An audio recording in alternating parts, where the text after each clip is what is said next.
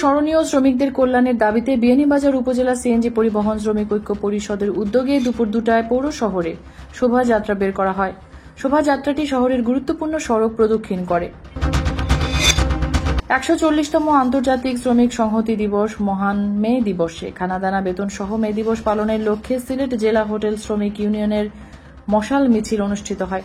বুধবার সন্ধ্যায় নগরীর তালতলাস্থ সিলেট জেলা হোটেল শ্রমিক ইউনিয়নের কার্যালয়ের সামনে থেকে মিছিলটি শুরু হয়। নগরীর বিভিন্ন সড়ক প্রদক্ষিণ শেষে আম্বারখান পয়েন্টে গিয়ে এক সংক্ষিপ্ত সমাবেশে অনুষ্ঠিত হয়।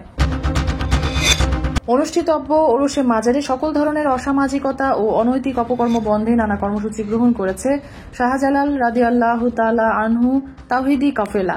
এরই অংশ হিসেবে বুধবার সিলেট জেলা প্রশাসকের সঙ্গে বৈঠক করে স্মারকলিপি প্রদান করেছেন সংগঠনটির নেতৃবৃন্দ।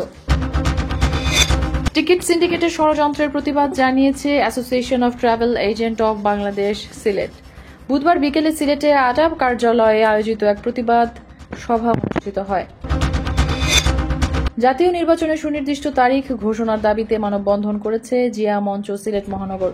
বুধবার বিকেলে সিলেট কেন্দ্রীয় শহীদ মিনারের সামনে এই মানববন্ধন করে সংগঠনটি।